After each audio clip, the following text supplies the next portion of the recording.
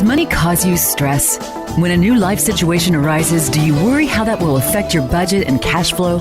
Managing money is not always easy, but learning how to plan, set, and adjust goals as needed can help keep stress to a minimum and your financial success on a steady course. Welcome to Money Counts, Unleashing Your Money's Hidden Potential, with host Debbie Peterson. Your future plan starts right here. Here's Debbie. Hello, this is Debbie Peterson at Money Counts, and we're continuing our series, Unleashing Your Money's Hidden Potential, looking for ways that you can restructure some of the choices you've made over time and make your money work more efficiently for you. And today we're going to be talking about Medicare insurance and how that works. And we know it's a very confusing topic because we get lots of questions on it. And we have a guest speaker today, Joshua David, who is an Assistant Division Manager with Physicians Mutual, which is a mutual company founded in 1902 in Omaha, Nebraska. And they specialize in health and life insurance products for individuals.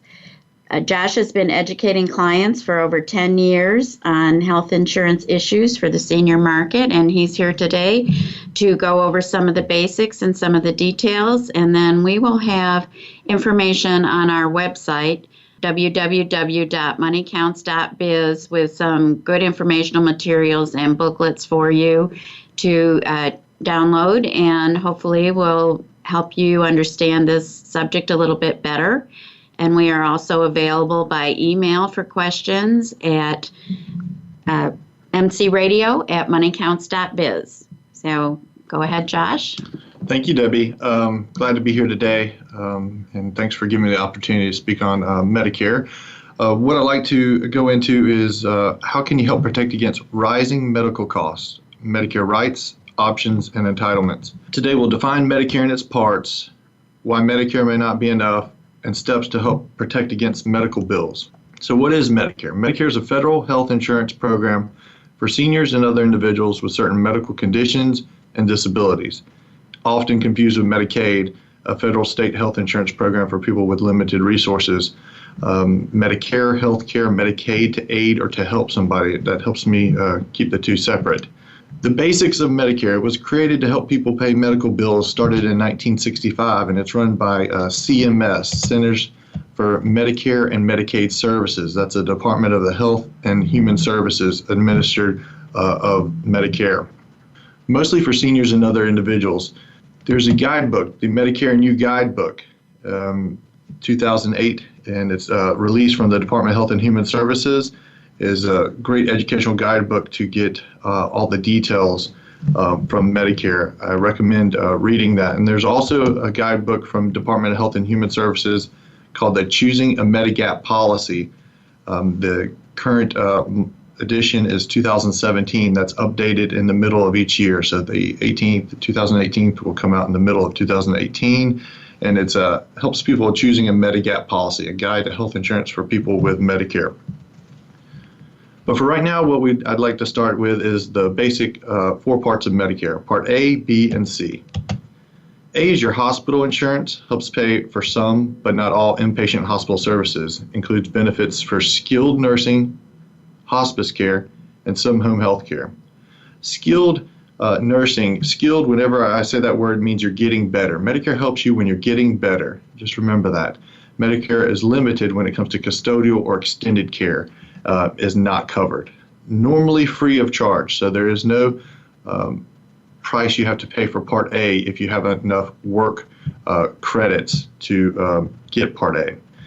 Part B, medical insurance.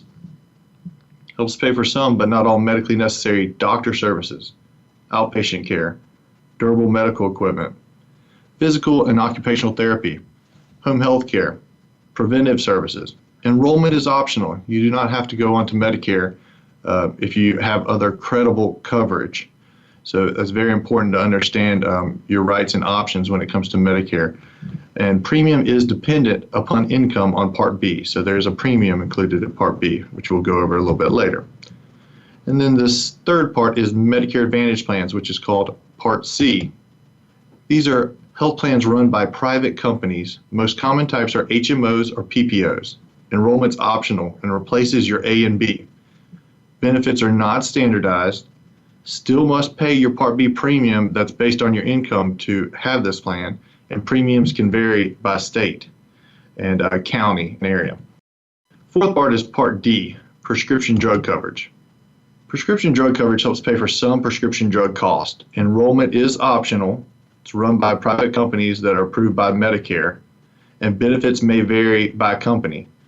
Premiums depend on your income and may vary by company. There is a thing called a donut hole, which will be eliminated in 2020.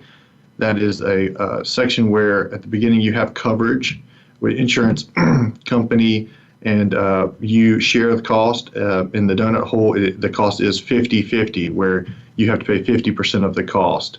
And we'll get into more details of that as we go along. Now, breaking down Medicare, let's go into Part A and B. Hospital inpatient benefits. For 2018, if you have a benefit period deductible of $1,340. So if you go to the hospital and you have an inpatient visit, for day 1 through 60, the benefit period deductible is $1,340. Now that resets every 60 days. So days 61 through 90, if you have a continuous stay, days 61 through 90 would be $335 per day. And then 91 through 150 would be $670 per day. Now this isn't like your traditional deductible. This is a benefit period deductible, so it does reset. So if you were new to Medicare coming up in January and you had to go inpatient in the hospital, you would incur this $1,340 inpatient deductible. 2 months later, if you went back into the hospital, and you would incur this deductible again because it would reset. This is a benefit period deductible, not like your normal deductible you might be used to, like an annual deductible. So keep that in mind on Part A. So that is one of the gaps when it comes to hospitalization under Medicare. So you're in the hospital and you need to go to a rehab to recover. It's called skilled nursing facility care. Make sure they keep you in the hospital for at least 3 days. Enter a skilled facility within 30 days of leaving the hospital, and must need skilled nursing care 7 days a week or skilled therapy services at least 5 days a week. Medicare will pick up the first 20 days 100%. So they pay 100% of the bill. One of the catchy things there is observation and inpatient. Oftentimes you might be under observation for 30 days. Make sure you are listed as inpatient for 3 days, and then Medicare will pick up the cost for the first 20 days of skilled rehab in a nursing facility. Josh, I was reading that because these days we get in and out of the hospital much more quickly than we used to, this is causing a problem with that 3-day rule, because the hospitals don't want to keep people if they know they're going to move them over to a different facility.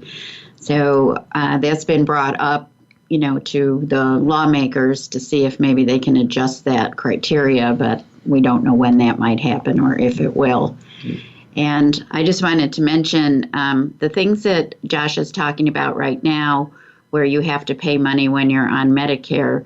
He's also going to talk about the Medigap policies that can help with that. So it doesn't mean that you're on the hook for that, but if you want to have more insurance, you can cover some of those holes.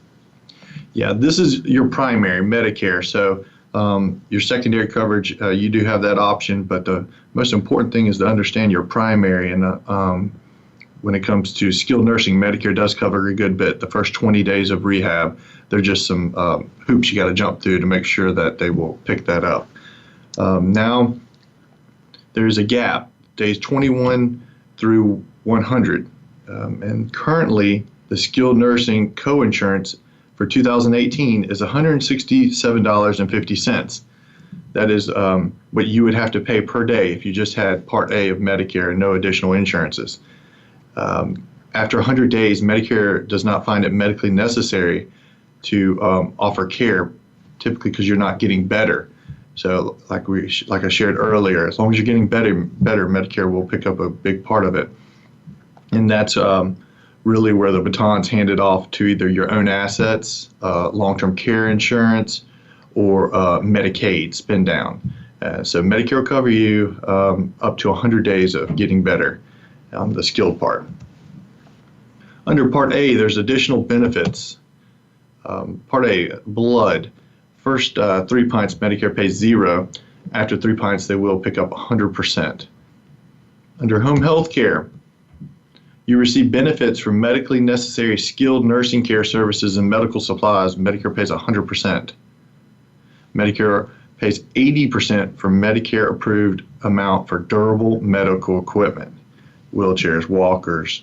So they pay a good majority there under Part A for home health care. Hospice care, available as long as the doctor certifies you are terminally ill with less than 6 months to live and you decide to receive services. Medicare will pay 95% of the Medicare-approved amount for inpatient respite care and up to $5 co-insurance for outpatient drugs or inpatient respite care. Wonderful organization, hospice organizations, and then pain management, end of life. So Medicare does pick up some of the costs there for that.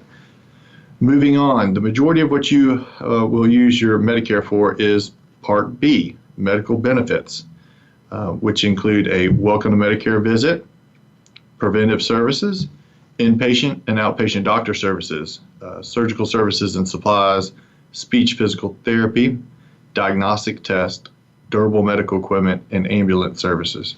Part B, preventive services, welcome to Medicare visit.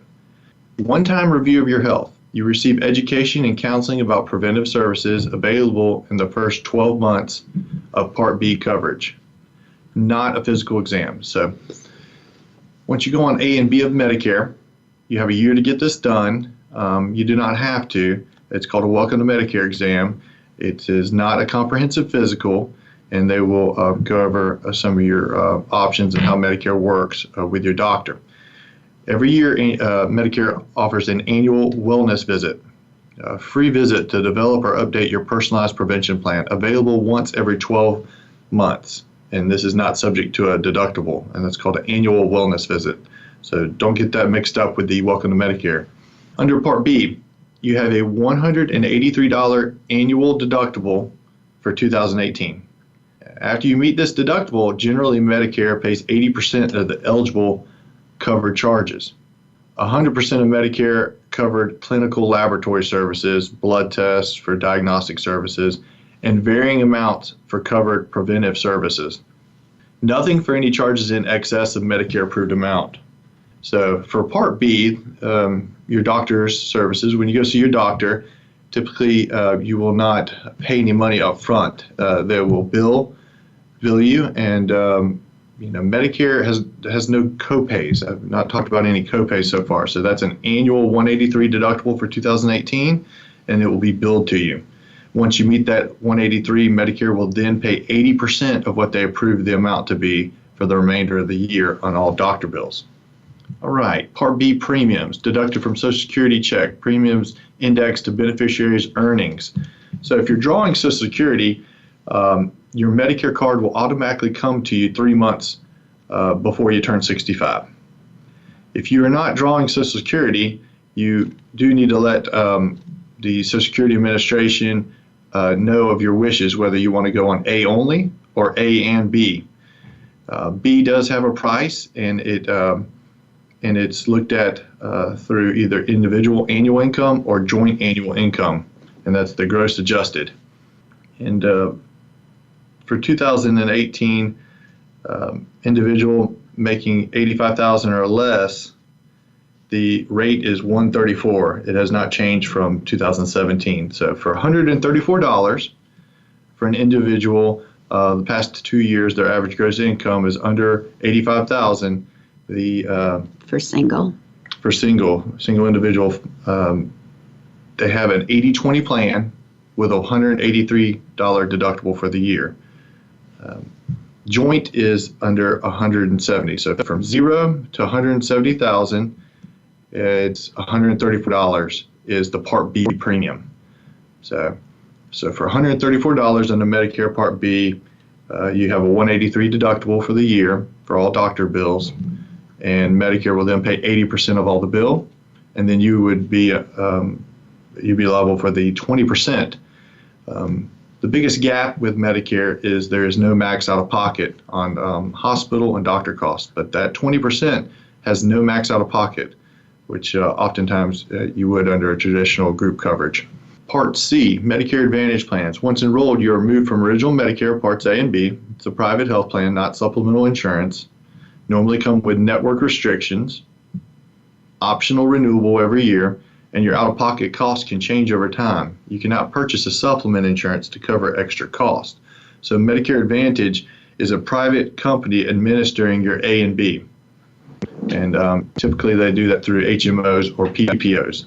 And a doctor can leave if they would like that coverage at any time throughout the year. Josh, we're going to have a break in a couple of minutes here, and I know this is a very detailed subject for our listeners. I do encourage you to go on our website and take a look at the information that's available there. But I'm sure if you're like most people, after you've taken a look at it, you will still have many questions about how it applies to you. So we would suggest that you work with somebody, either a financial advisor like myself, who can connect you with someone who can work out the details with you, or someone like Josh. If you're interested in talking with him, his information is available on the Voice America website. And you will be able to get in contact with him at phone number 803-448-8449. So he is in the North Carolina area, and you're licensed in what states? North Carolina and South Carolina. Okay. So if you're in another area and you're interested in this subject, then I would suggest that you try to find a source of information that can talk you through some of these issues. So other than the Medicare plans themselves and how those work, the ones that we're going to be talking about after the break are the ones that will help cover some of those out-of-pocket costs. Physicians Mutual Insurance Company is not connected with nor endorsed by the U.S. government or federal Medicare program. Physicians Mutual Insurance Company offers Medicare supplement, dental, and cancer products. Physician Life Insurance Company offer annuities and life insurance. In North Carolina, premiums can change if all policies of the same form and class in your state are changed. Products not available in all states. Policy kinds: P020, P023, P025, P026, P027, P029. For North Carolina, P020NK, P025NK, P026NK, P027NK, P029NK. So we will be going into some explanations on those and the differences, and why some are more important than others for you to consider, and some are mandatory, such as the prescription drug coverage. And Josh will tell you what happens if we don't get that. So I'm going to switch you over to him now, and thank you for listening. All right, thank you very much. The examples that I'm going to be talking about are from the following guides: Choosing a Medigap Policy and the Medicare and You Guide. Please download these guides from Medicare.gov, or you can find them at www.moneycounts.biz so that you can follow along with me. It's available from the Department of Health and Human Services. It will also be on our website. Yeah, this is a great resource. By law, anytime you talk to an insurance professional, they should have this for you. It helps you cut through a lot of things when you're going straight to the source, the government who created Medicare. So Medicare Basics, a brief look at Medicare. Medicare supplement insurance, Medigap policy, is health insurance sold by private insurance companies, which can help pay for some of the health care costs that original Medicare doesn't cover, like co-insurance, co-payments, or deductibles. Some Medigap or supplement policies also cover certain benefits original Medicare doesn't cover, like emergency foreign travel expenses. Medigap policies don't cover your share of the cost under other types of health coverage, including Medicare Advantage plans, standalone Medicare prescription drug plans, or employer union health coverage, Medicaid, or TRICARE. Insurance companies generally can't sell you a Medigap policy if you have coverage through Medicaid or a Medicare Advantage plan or Part C of Medicare. You cannot have a supplement if you have Part C of Medicare. Before you learn more about Medigap policies, that's what we'll get into now. So you have two choices. If you've decided you want to go onto Medicare, and you have two choices. You can let the government be your primary, which would be A and B, or you can disenroll and let a private company administer your government rights, and that would be Part C. And you have to choose between one of the two. If you have A and B, you have what's called a guaranteed right to get a supplement. If you're turning 65, you can take out a supplement with an insurance company 6 months before you turn 65, but it can't go into effect until the first day of your birthday month. And if you have a birthday that happens to fall on the first day of the calendar of that month, you actually go into Medicare the month before. So if you decided to go into Medicare A and B, your true open enrollment is 6 months. Your birthday month plus 5 months after, you can get a supplement without any health questions. So that's why you're going to get a lot of information in the mail, especially when you get about 64 and beyond, up to 65. You're very, very popular. So all this information, this guidebook is a good blueprint to help you decipher, to see what you really want, because it can be really daunting when you're getting a lot of calls and things in the mail. But you have the two choices, original Medicare or Medicare Advantage. With original Medicare, you do have choice, and it's very portable. You can go state to state. As long as they accept Medicare-approved hospital, you can go anywhere you'd like for the most part. Medicare Advantage is usually regional, and you have to stay close to the networks, and it's a year-to-year contract. But that's lower cost for the person? Oftentimes, yes. Yeah. At least for the premium portion. Yeah. Right. Some run from no premium to $100. But you compare Medicare to Medicare Advantage. You do not compare Medicare Advantage to a supplement. It's completely different. But if you do choose to have original Medicare A and B, there's also Part D, a prescription drug plan. And the enrollment period, if you're turning 65, is 3 months before your birthday month, and 3 months after. You can enroll in a drug plan. There's no health questions. It's guaranteed. And once you enroll in a prescription drug plan, you can typically you can go on a government website, Medicare.gov, put in your zip code and your pharmacies. You usually have a choice of 2, and you can find mail order or those 2 pharmacies, and there's usually between 20 to 25 different options per county on Part D. Now, Part D is something that you look at every year, and there is a annual enrollment period through October 15th through December 7th, and that's for prescription drug plans and Medicare Advantage plans. So every year you can review your prescription drug coverage and try to find the coverage that fits you best. Even if you like the current plan you're in, you do want to look at it and shop, because sometimes the formularies can change, the cost can change, and the deductibles. So it's good to review that, and the best source to do that is Medicare.gov, and you go on that website and look at Find Health and Drug Plans and walk through the steps to help you find the best drug plan.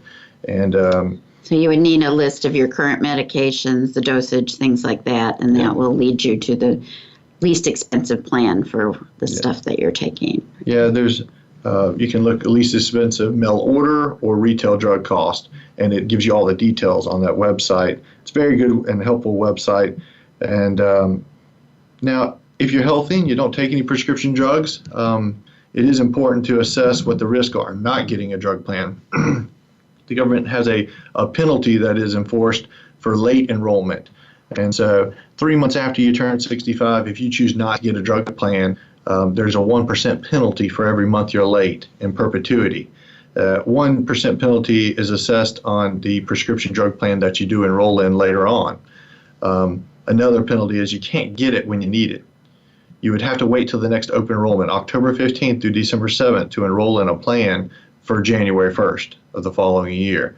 So I usually recommend people, if they go on original Medicare, to enroll in a prescription drug plan, because you never know what's going to happen in life, and if you need a plan later on down the road. Right, and those plans are generally fairly inexpensive, in the $20 to $30 a month range. For the most part, yeah. They range around $12 to up to 45. There are some higher end plans, $100 or so, but the average typical person would spend probably between $12 and $45 currently, and that's a monthly price. And you can choose to pay that quarterly or monthly, or have it deducted from your Social Security too. And I usually recommend my clients have it deducted from Social Security, because the next year when we sit down and look over what the options are, if you find another plan that fits your needs better, then it'll kick off the other plan and automatically take the new premium out starting January 1st of.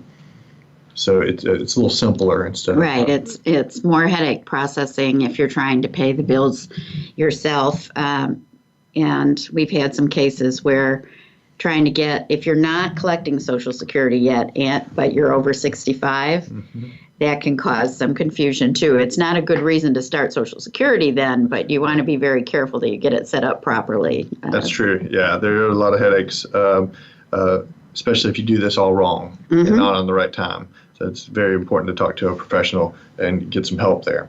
Now, if you stay under original Medicare, you do have an option to get a supplement if you'd like. And within your first 6 months, if you choose to get a supplement, there are no health questions. 6 months after you turn 65 and you're on A and B of Medicare, there are health questions. You can change these supplements. It's private insurance at any time you'd like, but you do have to answer health questions from whatever company you want to go to. So it is very important when you look at Medicare supplements to look long-term. And what I mean by long-term is you're going to be on Medicare generally for the rest of your life.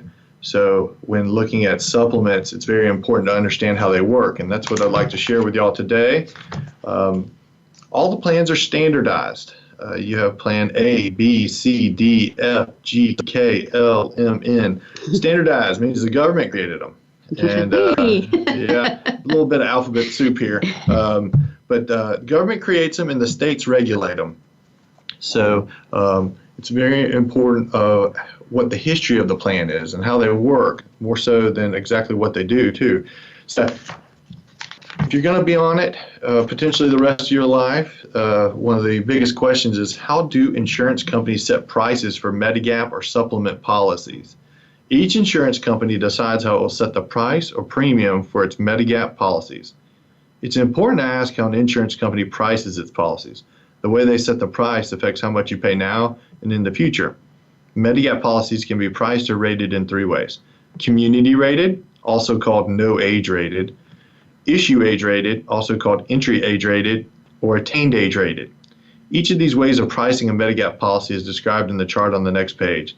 The example shows how your age affects your premiums and why it's important to look at how much a Medigap or supplement policy will cost you now and in the future. The amounts in the examples aren't actual costs. Other factors like where you live, medical underwriting, and discounts can affect the amount of your premium. So under community rated, generally the same premium is charged to everyone who has the Medigap policy, regardless of age or gender. Your premium isn't based on your age. Premiums may go up because of inflation and other factors, but not because of your age. So some examples. Mr. Smith is 65. He buys a Medigap policy and pays $165 monthly premium. Ms. Perez, 72, she buys the same Medigap policy as Mr. Smith. She pays a $165 monthly premium, because with the type of Medigap pricing, everyone pays the same regardless of age. So a 65-year-old, a 72-year-old, the whole community pays the same rate. And that's called community rated.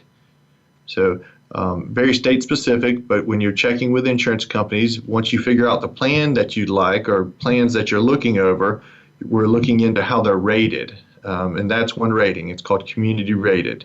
So 65-year-old, 72-year-old pay the same amount. The next is issue age rated, also called entry age rated. The premium is based on the age you are when you buy or are issued the Medigap policy. Premiums are lower for people who buy at a younger age and won't change as you get older. Premiums may go up because of inflation and other factors, but not because of your age. Mr. Hahn is 65. He buys a Medigap policy and pays $145 monthly premium. Mrs. Wright, 72. She buys the same Medigap policy as Mr. Hahn. Since she's older when she buys it, her monthly premium is $175. So the age when Mr. Hahn bought it, he got in at 65. It costs less. The key here is there is no rate of increase because of your age with issue age. The next and most popular is Attained Age. So the premium is based on your current age you have attained. So your premium goes up as you get older. Premiums are low for younger buyers, but go up as you get older. They may be the least expensive at first, but they can eventually become the most expensive. Premiums may also go up because of inflation and other factors. Mr. Anderson is 65. Mrs. Anderson is 65. She buys a Medigap policy and pays $120 monthly premium. Her premium will go up each year. At 66, her premium goes up to $126. At 67, her premium goes up to $132. And at 72, her premium goes up to $165. Mr. Dodd is 72. He buys the same Medigap policy as Mrs. Anderson. He pays a $165 monthly premium. His premium is higher than Mrs. Anderson's because it's based on his current age. Mr. Dodd's premium will go up each year. At 73, his premium goes up to $171. At 74, his premium goes up to $177. So attained age goes up because of age and inflation and other factors. And the government tells you it's typically generally lower at the beginning, but increases at a faster rate. Especially in retirement, fixed income, it's very important to understand what these plans might do in the future so you can... And I'm surprised that you said that was the most popular plan, because to me that seems like the most risky. Well, oftentimes people don't have all the information before making decisions, and that real generally lower price at the beginning looks very good if all the plans are the same. Right. It's kind of like... So if you wanted to change, if you were in a plan and you wanted to go from attained age to community or something like that, is that possible, or do you need underwriting? How does that work? You would have to generally change companies. A company typically does not have two different types of ratings within their block of business. So if I was in Plan F, let's say, and I wanted to just do what you just said, does the insurance company have the right to raise my premium or look at health issues when I make that change, if I'm going to the same coverage level but just a different way of paying for it? Insurance companies, they set their prices according to past history, and there's some other factors there too, but it can vary a lot between companies. Rating has a lot to do with it. If you're with a company and they increase your premium, it's already been approved by the Department of Insurance of that state.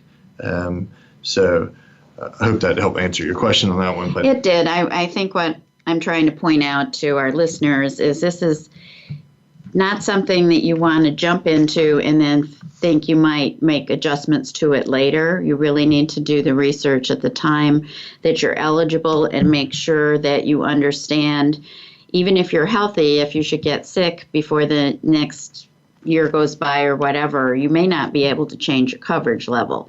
The insurance companies do not want us to pay the low amounts when we're well and pay higher amounts after we get sick. They're not really receptive to that.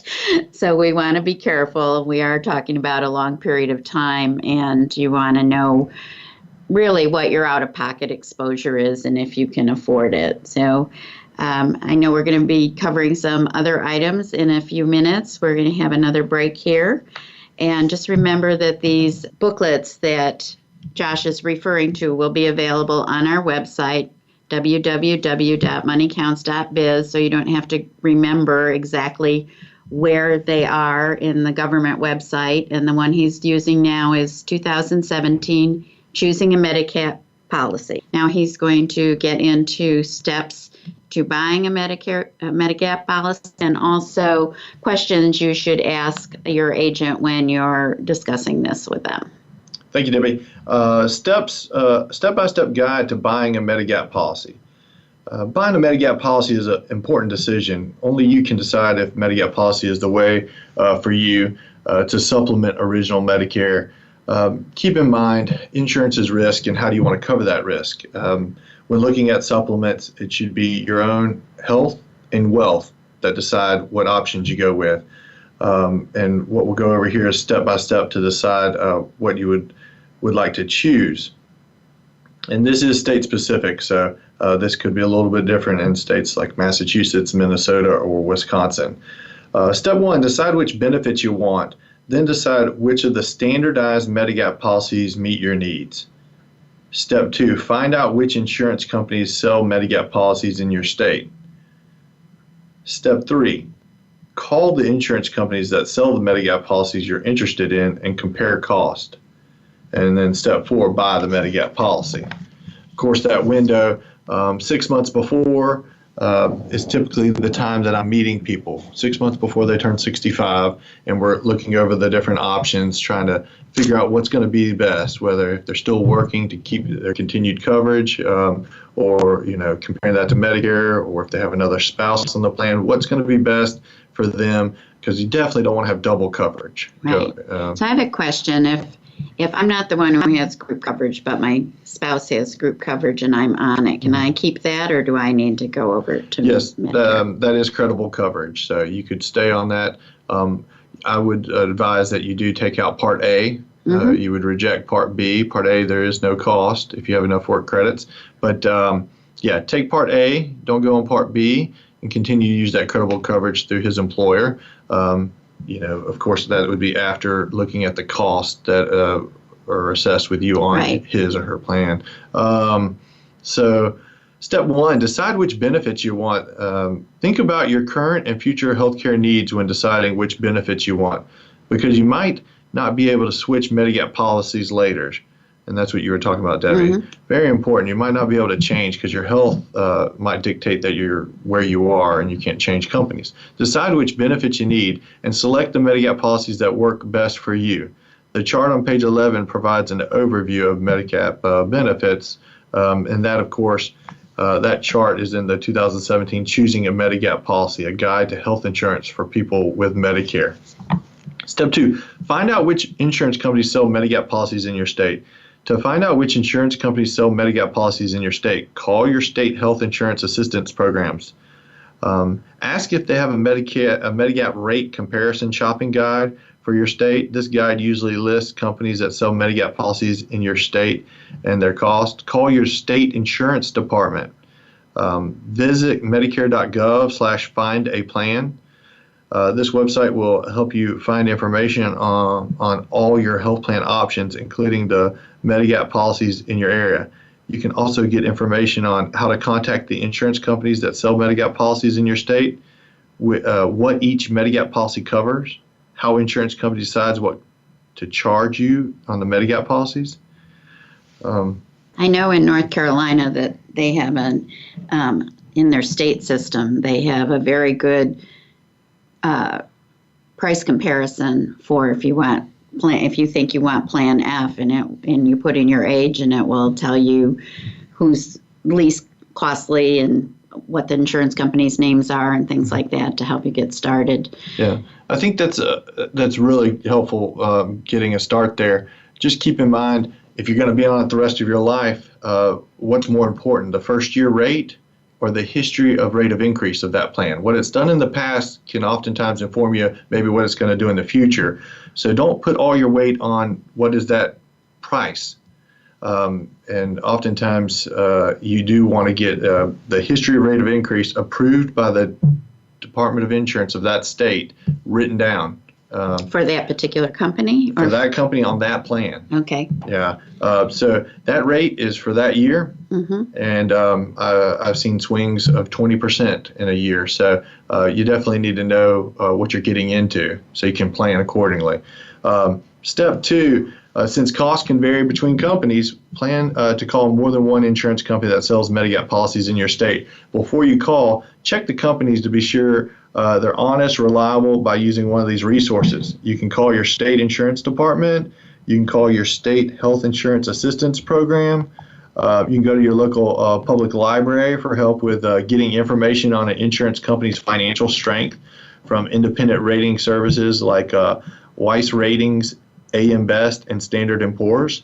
Look at information about insurance companies online. A good resource is freeadvice.com. I'm not affiliated with the company, but freeadvice.com. You can get information, state-specific information on these insurance companies, and customers go on there and talk about their dealings with them. So you get some insight there. Talk to someone you trust, like a family member, your insurance agent, or a friend who has a Medigap policy from the same Medigap insurance company. So step 3, let's say you have an insurance professional over at your home, or you meet them somewhere. There are some questions that you can ask to help you compare. No one likes to be sold something. These questions will help you select something. So you can kind of hold interviews in a way. First question, are you licensed in blank state? So whatever state you're in, are you licensed in that state? Do you sell certain Medigap plans? So certain plans, you can ask if they offer those plans. Do you use medical underwriting for this Medigap policy? Note, if the answer is no, go to step 4 on page 30. If the answer is yes, but you're in your Medigap open enrollment or have a guaranteed issue right to buy, then it doesn't matter on the health question. So if you're turning 65, there are no health questions, so you can go with any company you like, regardless. Do you have a waiting period for pre-existing conditions? I don't know of many that have waiting periods for pre-existing conditions. Are they allowed to do that if you're in your 3-month window on either side of your 65th? Yeah, no, you can go with any company you want. That's a government guarantee right there. Coming off credible coverage or turning 65, you can go with any company you like without any health questions. Do you price this Medigap policy by using community rating, issue age rating, or attained age rating? This is a very important question right here. This allows you to understand how it can be increased on you through the years, or if it's at a decrease. You want to get that history. How is it rated? I'm blank years old. What would my premium be under this Medigap policy? If it's attained age, ask how frequently does the premium increase due to my age? Happy birthday rate of increase. They might have an increase that comes in the middle of the year. It just depends. Ask that agent. Do they do any age banding, or is it usually in Some companies do, every 3 years, every 5 years. Just depends. It's company specific. Has the premium for my Medigap policy increased in the last 3 years due to inflation or other reasons? Do you offer any discounts or additional benefits? So sometimes, if you have different products with them, you might be able to get a discount. Or if your spouse also has that product, you might be able to get a discount. Every little bit helps, especially when you're going into retirement. Keep these costs as low as possible. Just remember, the main reason for a supplement is there's no max out of pocket on your healthcare cost. And in order to have a peace of mind, you do need to know what the worst case situation is. So whether you go with the least expensive supplement or the most expensive supplement, to plan, it is important to have a max out of pocket, and that's why Medicare supplements are very popular. They help people plan in retirement and not have to worry so much about hospital and doctor cost to a certain extent, right, because they have a secondary insurance that picks it up. And they aren't, for the benefits that you get, I don't think their coverage is very expensive. I mean, we're talking, in the plan that I have, for instance, it's $150 a month for my supplemental plan, and that pretty much takes care of everything but a really small deductible. Yep. Other than the long-term care that you mentioned, those types of things need additional thought processes. Yeah. Is there anything else you feel is important before we wrap up today? Just watch out for illegal practices. You shouldn't be pressured into anything when someone's talking with you, insurance professionals. And do have someone else, someone you confide in, significant other at the interview. It might help you make a decision. A son or daughter. More people you can have at the table can help you feel more confident in a choice you make. And just remember, if you do take out an insurance policy, state laws do allow you to review that policy once it's delivered. So you do have a free look period. So you can always ask those companies, how long is my free look period? Because when you do apply, that is all you're doing. You're applying for a policy. Once you actually get that policy, you can compare and see if it's still what fits you best. And how long is that period? So The period, if you're 6 months before you turn 65, it's actually all the way up till it goes into effect. Okay. But typically 31 days is a free look period. All right. But we would recommend certainly that you try to get the coverage that you need when you do your first application versus try to go back and shop afterwards, because we all know how we are about doing that. That's true. All right. Well, I think we've run out of time for today. I hope this has helped you to understand that this is a complicated topic, and unfortunately, government also made Social Security quite complicated, so we're having a show on that too, and they both hit similar age range. So check out our website, and we hope you'll be with us next week. Thank you.